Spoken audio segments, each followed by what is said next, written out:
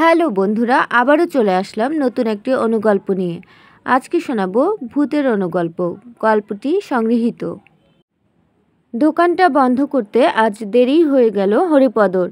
আজ অমাবস্যার রাত, গ্রামের রাস্তায় হাঁটাই মুশকিল। তাই ভেবেছিল আজ তাড়াতাড়ি দোকান বন্ধ করে বাড়ি ফিরবে। হিসাব শেষ করতে করতে সেই দেরিই হয়ে গেল। তালা দিয়ে ঘুটঘুটে অন্ধকারেই বেরিয়ে পড়ল। এই যা, টর্চটা তাড়াহুড়োয় দোকানে ফেলে এসেছে। যাকগে, ভাবল মিনিট 15 পথ, চোখ বন্ধ করেই যেতে পারে ও। পথেই একটা কালী মন্দির পড়ে। তার কাছে এসেই পা দ্রুততর হলো হরিপদর। অন্ধকারও হয়েছে বটে আজ, আর এদিকটা তো একেবারে নিকষ কালো, ভাবল ও। হঠাৎ কালী মন্দিরের দিক থেকে মেয়েলি গলার আওয়াজ ভেসে এলো।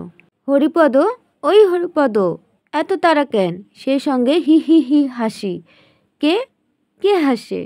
আতকে উঠে ফোপানির মতো আওয়াজ বেরোলো হরিপদর গলা দিয়ে। আমি কালী। জয় মা কালী, রক্ষে করো মা কালী। 2 হাত জোর করে কপালে ঠেকালো ও। মা কালী না গো, আমি তোমার পাশের বাড়ির কালী। আবার হি হি হি হাসি।